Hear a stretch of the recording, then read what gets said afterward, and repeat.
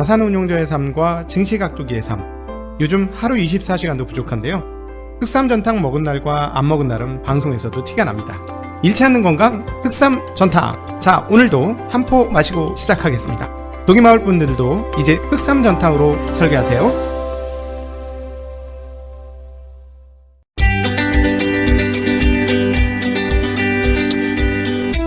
가기사는 증시각도기. 안녕하세요, 증시각도기 시청자 여러분, 투자자 여러분, 도기마을 여러분, 그리고 네이버 오디오 클릭과 팟빵에서 듣고 계신 청취자 여러분, 반갑습니다. 12월 22일 한국 장전 시간으로 여러분 만나 뵙게 된 증시각도기 곽상준입니다. 자, 지난주 한 주간을 살짝 먼저 정리하고 진행을 해보도록 하죠. 지난 마지막 혹시 토요일날 못 들으신 분을 위해서 한번 그림 맵도 한번 살펴볼까요?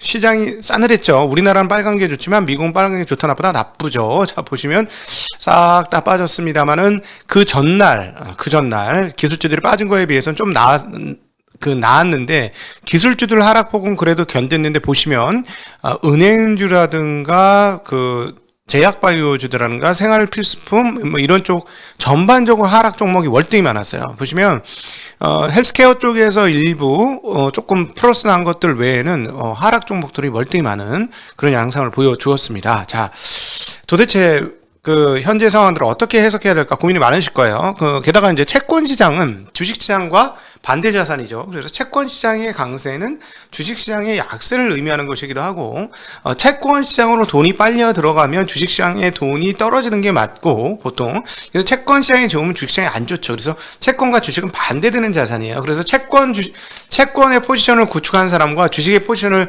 구축한 사람들은 세상을 보는 눈이 달라요. 다른 정도가 아니고 거의 반대예요. 어느 정도 채권 시장 경기가 꺾이겠네. 경기 꺾여. 좀 경기 어려워. 이런 태도예요, 항상. 근데 주식 투자하는 사람은 어떤 태도냐? 경기 좋아지겠지. 회복되겠지. 그건 나아질 거야. 이런 태도가 주식 투자하는 사람들의 태도죠. 자, 보유 편향적인 기반을 가지고 가지는 태도이긴 합니다만 어쨌든 둘이 달라요. 그러니까 이게 진짜 눈이 이렇게 이 시장 보면 눈이 이제 사팔이 되는 거지. 사팔이 되니까 이거 해보니까 한쪽에 너무 치우치면 안 되겠다 해서 포트폴리오를 분산을 하죠. 그래서 심지어는 이제 올 웨더로까지 분산을 하자 하신 게 레이 달리오 이런 분들이고요. 근데 한국에서는 단테고, 네, 그러니까 이 부분들을 어떻게 상호 보완적인 자산인데, 최근에 와서 2008년 이후에 나타난 현상은 뭐냐면, 2008년도 이후에 보면 주식시장은 2008년도 이후 쫙 장세고, 2008년도 꺾이기 전까지도 해도 쫙 계속 장세잖아요. 근데 2008년 이후로 잡아야 돼요. 어쨌든 한 13년간 지난 2달 2020년 2, 3월에 한 달 반 정도의 조정을 제외하고는 쭉 우상향이었어요, 가격이. 그럼 채권시장은 동일해요. 우상향이에요. 금리는 떨어졌지만 가격으로 보면 우상향입니다. 그래서 얘는 더 이상 오르지 못할 나무 정도까지 올랐어요. 그러니까 미국의 자이언트 트리만큼 올랐어요, 가격이. 위에 공간이 별로 없는 만큼 올랐습니다. 자, 왜? 0%면 더 이상 오를 데가 없잖아요. 그죠? 금리가 0이면 채권 가격 최고다. 이렇게. 물론 이제 유럽처럼 마이너스 금리가 될 수는 있는데, 실질적으로 테이퍼링을 하기 전에 돈을 푸는 비전통적 방식을 우리는 실질금리 마이너스 시대라고 부를 수가 있는 거죠. 그래서 실제로 보면 미국 채권은 마이너스 금리까지 갔기 때문에 초강세를 나타낸 것이다 라고 보여지는데, 자, 이제 작년도 이후로 초강세를 갔던 채권이 약세로 전환되고 있어요. 약세로 전환되고 있는데, 이번에 이슈는 뭐였죠? 테이퍼링 더 세게 할 거야. 그 다음에 또 그 다음에 테이퍼링 끝나면 금리 인상도 할 거야. 안 하겠다고 했어놓고, 근데 할 거야 라고 했는데, 그러면 채권 시장이 좋은 뉴스예요, 나쁜 뉴스예요? 금리가 오르면 채권 가격은 떨어진다. 자, 금리를 올리겠다고 했으니까 채권 시장은 약세예요. 놀랍죠? 자, 일단 지난주 본격적인 얘기를 하기에 앞서서 지난 한 주간 흐름들 한번 살펴보도록 하겠습니다. 일단 12월 월간 흐름부터 먼저 살펴보죠. 다우존스 지수는 2.56% 올랐습니다. 나스닥은 2.37% 떨어졌습니다. S&P 500은 1.17% 올랐습니다. 자, 그러면 자, 12월 달에 이 흐름들을 보고 지금 시장이 나쁘다라고 얘기할 수 있어요? 아니에요. 월간으로 마이너스도 아닌데 나쁘다고 보는 쓰기는 어렵죠. 그러나 심리적으로 왜 어렵냐? 주간으로 보면 S&P 500이 1.94% 떨어졌습니다. 그리고 다우는 1.68% 떨어졌고요. 나스닥은 2.95% 조금 많이 떨어졌죠. 그러니까 그 전에 나스닥이 워낙 많이 올라간 부분도 있긴 하지만 이번 한 주간으로는 나스닥이 타격을 조금 많이 입은 것은 분명히 맞습니다. 이렇게 된 이유는 뭔가요? 자, FOMC 회의 결과가 나온 것이 하나 있고요. 그 다음 또 오미크론 확산도 최근 변동성 확대의 주요 원인이다. 이렇게 볼 수 있겠죠. 자, 주간 흐름 스케줄도 한번 보도록 하죠. 주간 스케줄에서 사실 가장 중요한 포인트 중에 하나는 여기에 나와 있는 것 중에서는 주말에 있는, 여기서 이제 주말은 언제 하면 24일부터는 다 놀아요. 여러분, 채권 시장 놀고, 그 다음에 24일은 완전히 다 놀고, 23일은 채권 시장 반장부터 시작하는데, 그 23일이 그냥, 우리 보면 더 이상 끝이기 때문에 그날이 마지막이라고 보시면 되는데, 11월 개인 소비 지출 PCE 지수가 발표됩니다. 이 부분이 가장 중요한 포인트다라고 보시면 되겠고, 이 개인 소비 지출을 통해서 우리는 뭐를 확인하게 될까요? 그 전에 나타났던 인플레이션, 6.8%의 인플레이션이 진짜로 소비 지출과 연결되는지 여부가 확인될 겁니다. 그래서 요것과 인플레이션을 연계해서 한번 생각을 해보면 향후 어떻게 될 것인가. 예를 들어 개인 소비 지출이 줄지 않고 계속 늘어나. 그러면 인플레이션에 불구하고 물건 값이 올랐음에도 불구하고 물건 사는 거죠. 그러면 이거 세게 가는구나. 경기가 이렇게 볼 수가 있을 거고요. 그 다음에 이제 뭐 소비자 22일 날 소비자 신뢰 지수도 있고, 그 다음에 23일 날은 또 신규 주택 판매, 그 다음에 22일 날 기존 주택 판매 등등이 있습니다. 그러니까 주택 판매 지표는 상당히 봐야 되는데, 왜 그러냐면 인플레이션에 관련이 높기 때문에 주택 관련 지표는 보셔야 되고요. 그 다음에 그 소비자 물가 관련된 지표들 지금부터 잘 보셔야 되는 중요한 포인트다라는 말씀 드리고 싶습니다. 자, 이제 다시 돌아와서 다시 한번 정리해드리면 23일 날은 채권시장 반장, 그 다음에 24일은 완전 휴장, 24일 장 없어요. 그러니까 우리나라 시간으로 25일 크리스마스, 그러니까 토요일 날 아침에는 제가 여러분들에게 드릴 아무런 할 얘기가 없는 날이야. 그죠? 네, 그런 상황이다라는 거 기억해 주시고요. 일단 현재 또 하나 중요한 포인트 중에 하나는 오늘 중국에서 대출 우대금리 LPR 발표가 되죠. 그래서 그 한국 시장에 매우 중요한 역할을 하게 될 겁니다. LPR이 안 떨어질 거로 보는데, 확률적으로 만약에 떨어진다면 어떻게 될까? 떨어진다면 한국 증시에는 중국의 완화적 태도를 다시 한번 확인한 거고, 완화적 태도가 우리가 생각했던 것보다 좀 세다는 것을 의미하기 때문에 긍정적인 역할을 할 것이다라는 거 충분히 생각해 볼 수 있겠습니다. 자, 이제 채권 시장으로 다시 넘어가서 이야기를 해보죠. 자, 채권의 강세, 그러면 채권의 강세는 경기 하강을 의미하는 건데, 그럼 경기 하강하면 주식은 떨어져야죠. 그러니까 껍데기에서만 보면 채권시장 강세 갔으니 주식시장 이제 본격적으로 하락한다. 자, 봐라. 금리를 올리겠다는데도 채권시장 강세, 경기를 얼마나 나쁘게 보면 그건 맞는 말이죠. 경기를 나쁘게 보니까 채권시장 금리가 떨어지면서 강세가 되는 거죠. 채권 가격의 강세, 금리가 떨어지면서. 자, 근데 왜 이럴까를 살펴보죠. 자, 일단 현재 상황들 보면 10년 만기 국채금리가 1.407%인데 전주 대비 7.83bp 떨어졌어요. 그러니까 금리 올리겠다는데도 떨어진 거니까 많이 떨어진 거예요. 그러니까 7.8bp는 뭐 많이 떨어진 금리는 아니지만 지금 분위기가 뭐예요? 금리를 올리겠다고 하는데 떨어졌다는 점. 그리고 30년물 금리도 1.813%로 6.79bp 떨어졌고, 2년물조차도 0.633에서 2.68bp가 떨어진 겁니다. 전주 대비로는. 그러니까 사실 물론 2년물은 FOMC 회의 끝나고 0.7까지 올랐으니까 떨어진 거 아니다라고 표현할 수는 있겠지만, 그럼에도 불구하고 이렇게 떨어지는 도대체 왜 이러느냐. 일단 첫 번째, 조건은 금리가 떨어지면 안 되는 조건이에요. 금리 올리겠다고 말했잖아요. 그리고 테이퍼링에서 계속 말씀드리면, 테이퍼링은 마이너스 금리폭을 줄이는 거라니까요. 비정상적으로 통화를 늘렸으니까 실질 금리는 마이너스가 됐는데, 통화를 줄이니까 실질 금리 마이너스가 이 바닥 밑에 있던 게 이렇게 올라오면서 제로를 향해 가는 거고, 내년 3월이면 제로 금리가 된다는 거예요. 미국 금리, 기준 금리가 제대로. 그 다음에는 금리를 올리겠다는 거고. 그런데 금리가 떨어졌다. 이걸 해석해야 되는데, 일단 첫 번째, 앞서 인사말에서 오미크론 관련해서 이제 언급을 주셨던 우리 회원님들도 회원은 아니지, 뭐, 돈 받고 하는 건 아니니까 회원은 아니네. 우리 그 시청자분들 중에서, 얘기를 해주신 분들이 있는데요. 오미크론 관련 뉴스가 분명히 있는 것 같습니다. 일단 15일자 기준으로 미국 전역에 코로나 감염자가 일주일간 입원하는 환자 수가 하루 평균 6만 명. 자, 그리고 이 정도는 50%, 12월 초보다 50% 늘어난 수치고요. 그 다음에 이건 미국만의 문제는 아니에요. 영국에서도 2만 5천 건의 감염 사례 발표. 그 다음에 입원 환자도 계속 늘고 있다. 그래서 뉴욕 시장은 야 이게 전에 없는 일이다라고 얘기했어요. 근데 입원 환자 이거는 중요하죠. 입원을 했다는 건 의미가 있어요. 그렇죠? 우리나라도 지금 다시 한번 셧다운을 하게 되는 거는 입원 환자가 늘고 있기 때문인 거죠. 그래서 중증 환자. 그래서 계속 그 얘기는 해요. 중증 환자가 어떻게 될 것인지가 중요하다라는 건데 어쨌든 WHO에서는 오미크론의 지역사회 전염이 지금 2배로 증가했다. 3일 만에 약 2배로 증가했다라고 이야기를 했습니다. 그러니까 굉장히 많이 늘어나고 있는 거고요. 셧다운이 곳곳에서 일어나고 있습니다. 그러니까 사실은 주식시장 입장에서는 오미크론 자체보다 더 무서운 것이 셧다운이지, 셧다운.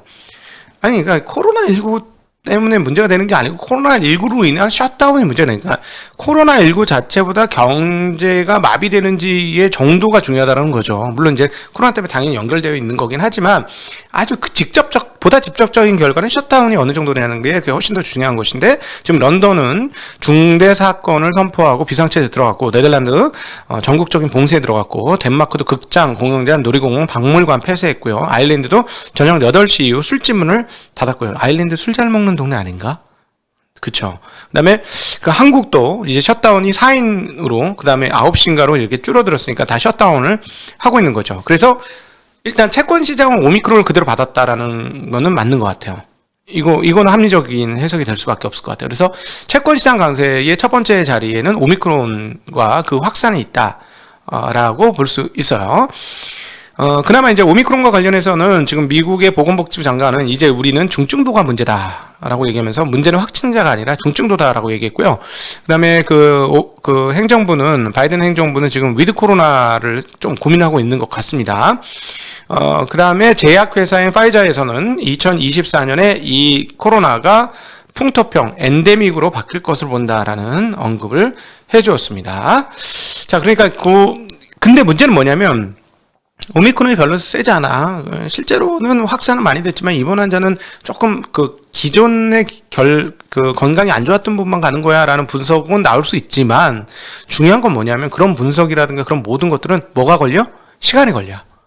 일주일이 걸릴지, 2주일이 걸릴지, 한 달이 걸릴지, 2달이 걸릴지 모르잖아요. 그래서 그 확산되는 것만 눈에 보이잖아요. 한 달, 2달간에는. 이게 진짜 아무것도 아니고, 정말, 천사의 선물이야, 라고 얘기하는 걸 확정 지을 때까지 몇 달의 시간이 걸릴 거 아닙니까? 그죠? 그러니까 지금은 이게 증가하는 속도에 충분히 영향을 많이 받을 수 있기 때문에 채권시장은 이거로 인해서 강세로 가고 있다, 라고 표현하는 게 맞을 것 같아요. 그러니까 주식시장은 제가 보기에는 팬데믹 오미크론 으로 인한 하락이라기보다도 금리 때문에 떨어지는 거예요. 금리. 예, 그렇게 되고 채권 시장 강세는 오미크론 때문에 강세다라고 보시는 게 해석이 맞다는 거죠. 기존에 우리가 생각하는 그 해석, 채권과 주식 시장은 반대 포지션에 있고 보통 주식시장 위험자산이 좋으면 안전자산이 좀 희미해지고 나빠지고 안전자산이 좋으면 위험자산이 나빠진다는 이 등식이 지금 안 맞고요. 2008년도 이후로 이 등식은 완전히 지금 깨져 있어요. 왜 그럴까요? 통화량이 늘었기 때문에. 2008년도 이후로 모든 자산이 우상향, 자산이라는 자산은 우상향이에요. 안전자산은 우상향, 위험자산 우상향. 원자재도 최근에는 다시 오르는 이런 흐름이죠. 그러니까 전혀 과거의 기본적인 해석, 채권과 주식시장은 반대 포지션이다라는 게 안 맞죠. 그러니까 사실은 올 웨더가 최근 2008년 이후 좋았죠. 왜냐하면 양방이 다 좋았으니까. 근데 보통은 안 그래요. 원래 정상적인 시장은 주식시장이 좋으면 채권시장이 안 좋고 채권시장이 좋으면 주식시장이 안 좋은 게 일반적인데 왜 그렇다? 통화량이 많기 때문이다 라는 말씀드리고 그래도 이게 해석이 조금 부족해요. 그럼에도 불구하고 이렇게 강세인 걸 어떻게 해석해야 할 거냐 라는 건데 이것과 관련해서 우리가 정확하게 아직 알지 못하는 영역들이 좀 있어요. 그런데 이 부분에 대한 이야기를 한번 뇌피셜로 이야기 나눠보죠. 그리고 이 분석을 애널리스트들이 앞으로 좀 해야 될 거인데 보죠. 뭐냐? 통화 승수예요. 통화 승수. 채권 시장이 그동안에 오미크론 때문만 강세였나? 아니죠. 제가 이상하다, 되게 강세다라는 말씀 계속 드렸잖아요. 도대체 왜 이럴까? 여건은 아주 약세로 돌아가야 되는 상황인데, 물론 약세로 돌아가요. 작년 연말에 비해서 지금까지 채권은 상당히 약세가 되었죠. 그럼에도 불구하고 조건 대비로는 상당히 강세라는 거예요. 약세가 1년 동안 진행이 되었습니다만 왜 그럴까? 자, 저는 통화 승수에서 이 답을 찾아보고자 합니다. 자, M1부터 미국의 M1부터 볼까요? 자, M1 보세요. 자, M1이 이제 가장 극명하게 보여주는데, 우리가 미국에 버블을 당했던 2007년도 봐보세요. 자, 8년부터 10년 전까지 까만색이 오른쪽 까만색이 침체였던 기간이고, 그 침체 바로 그 전 꼭지 오른쪽으로. 네, 그 꼭지가 2006년, 7년도 부동산 버블 났을 때예요. 자, 보세요. M1의 통화 승수가 어떻게 되는지. M1의 통화 승수가 피크를 쳤죠. 피크를 치니까 경기가 과열되어 있는 거죠. 통화가 돌고 돈이 돌아야 돈인데, 돈이 많이 돌면 뭐다? 경기는 과열이다. 그러고 나서 지금 보시면 계속해서 떨어지잖아요. 통화 승수가 떨어지잖아요. 그 경기가 별로 그렇게 세지 않고 나쁘다는 거야. 이게 계속 이렇게 떨어지는 경기가 별로 안 좋다는 건데, 최근에 지금 수직 하락했잖아요. 이건 왜 그래요, 여러분? 알죠? 이건 왜 그런지. 통화량이 늘었으니까. 모수가 늘었으니까. 2분의 1이 쉽게 얘기하면 8분의 1이 됐으니까 숫자가 작아지는 거지. 그쵸? 지금 저 왼쪽에 꼭지점의 때는요, 통화량이 얼마였냐면 8천억 달러였어요. 지금은 얼마예요? 거의 9조 달러에 육박합니다. 여러분, 미국의 토탈 에셋, 연준의 토탈 에셋이, M1하고는 좀 다르지만, 어쨌든 통화량이 늘었다는 거잖아요. 그러니까 통화량이 느니까 통화 승수가 줄어드는 건데, 자, 하나 더 보죠. M2 보죠. 자, M2는 그 전부터 꺾이기 시작했어요. 그 전부터. 자, 보시면 2000년 이래로 계속해서 채권 시장의 강세 흐름들이 기조적으로 보여지거든요. 기조적으로 보여지는데, 자, 보시면 기조적으로 지금 닷컴 버블 이후로는 계속 빠지고 있고, M2는 언제 증가해서? 역시나 2006년. 보이시죠? 그 다음에 고점 2006년 보이시죠? 그러니까 2006년 7년 주택 버블 오기 전에 갔다가 버블 깨지고 침체 오고 나서 돈 플러스 매도도 계속 떨어지다가 이번에 툭 하고 떨어졌어요. 툭 하고 떨어졌는데, 아까 M1 떨어진 것보다 조금 덜한데 그럼에도 불구하고 툭 떨어져요. 이것도 토탈 에셋이 많이 늘어났기 때문에. 그 다음에 이제 복합, 그 다음 거 보도록 하죠. 요거 MGM, 네, 요거는 그 전부터 자, 이게 진짜 인플레이션하고 굉장히 연관성이 높습니다. 이 지표가. 자, 보시면 언제 팍 튀어요. 저 왼쪽에서 왁 위로 올라갈 때가 1970년에 80년 초반, 80년 들어가기 직전. 자, 저 때 미쳤지. 그때 저 때 등장한 인물이 2m의 거구 누가 등장했어? 폴 볼커가 등장했죠. 저 때가 인플레이션이 극단적으로 높아졌을 때인데, 지금 보시면 그 이후로 잘잘잘 흘러요. 잘잘잘 흐르고 2008년도 그 전에 살짝 올랐을 뿐이야. 저 정도로. 자, 그런데 이번에 떨어지는데, 지금 떨어지는 폭이 더 많이 떨어지잖아요. 그러니까 채권 시장 입장에서는 통화 승수 죽었네. 통화 승수 죽으니까 계속 이건 경기는 하향이야. 앞으로 장기적으로. 이렇게 볼 수 있다 없다. 자, 지금 40년짜리 차트 흐름이잖아요. 그러니까 당연히 그렇게 보는 흐름들이 있는 거죠. 그러나 자, 이제 여기서부터 이제 애널리스트를 분석해 줘야 될 대목입니다. 제가 애널리스트가 아니기 때문에 제가 이거 붙잡고 계속 붙잡고 이거를 탑다운을 할 시간은 없죠. 저는 기업 분석, 다트를 넣어봐야지. 지금 저거를 제가 분석하고 있을 상황 아니잖아요. 제가 실전 투자를 해야 되는 입장이니까. 그러니까 저는 탑다운은 일부만 보고 바텀을 주로 보니까, 하나, 애널리스트들이 해석해줘야 될 부분이 있습니다. 뭐냐면, 통화의 총량, 토탈 에셋의 증가가 통화 승수의 감소를 일으키는 건 당연하잖아. 8천억 달러에서 지금 9조 달러 가까이 됐으니까 통화 승수가 좀 줄어들게, 돈의 총량이 늘었으니까. 그럼에도 불구하고 돈의 총량이 늘어난 것 대비해서 통화 승수가 얼마나 떨어졌는지 봐야 될 것 같아요. 그러니까 예를 들어서 1이라는 통화 승수가 4분의 1로 떨어졌는데 실제로 총 통화는 8분의 1로 떨어졌다. 이러면은 통화 승수가 조금 덜 떨어지는 거잖아요. 총 통화에 비해서. 만약에 그렇다면 이번에 원체 많이 늘렸잖아? 얼마였어요? 이번에 리먼 사태 때 끝나고 나서 2조 총 통화가 2조 달러대였었죠. 2조 달러대 맞을 거예요. 8천억에서 2조 달러. 예. 4조 달러까지 안 늘었죠. 2조 달러인데 그거를 이제 8조 달러대까지 늘려놨으니까 통화 속도가 줄어드는 건 맞는데 늘린 만큼 통화 속도가 줄어야 정상이잖아. 통화 속도가 원래 그 속도라면. 근데 그거보다 빨라지면 어떻게 된다? 상황이 전혀 다르죠. 상황이 전혀 달라요. 그래서 이번 인플레이션을 해석할 때 이 통화 총수와의 연계성이 어떻게 되는지를 한번 좀 해석해야 될 것 같아요. 그러니까 당연히 통화의 양이 늘었으니 통화 수가 떨어지는 건 맞는데 통화의 수 떨어지는 수준이 조금 덜 떨어지면 어떻게 될 거냐. 통화량이 이렇게까지 많이 늘렸는데. 예. 그러니까 그 부분이 앞으로 애널리스트들이 그 해석해야 될 부분이 우리가 이걸 정확히 모른다는 거예요. 그래서 지금 실제로 통화 승수가 늘어나게 된다면 인플레이션 계속 가자는 건데 지금 채권 시장은 보셨다시피 계속해서 경기가 침체되는 통화 승수가 준다는 건 경기의 활력도가 떨어진다는 건데 활력도 주는 거에 초점을 맞추고 있다는 거예요. 오미크론도 초점이지만 자 그래서 이게 과연 뒤집어질 수 있을지가 앞으로 한 1, 2년간의 전개될 상황들입니다. 그래서 만약에 실제로의 통화 그 내부적으로 보면 저것과 비교한 합성 통화 승수가 늘어났다면 진짜 인플레이션이 오는 것이고 그럼 채권 시장도 피를 토하게 되는 상황이 오는 것이고 이렇게 보시면 될 것 같습니다. 그래서 기존의 주식시장과 채권시장의 연관관계하고는 조금 좀 다른 상황이고 통화의 흐름들 속도와 이런 것들을 확인해야 될 것이고 단기적으로는 오미크론의 확산 등의 영향을 받고 있다. 이렇게 해석하시는 게 맞을 것 같습니다. 자 오늘 긴 시간 함께 해주셔서 진심으로 감사드리고요. 생각보다 여러분들과 함께하는 질의응답 시간으로 넘어가도록 하겠습니다. 감사합니다. 안녕.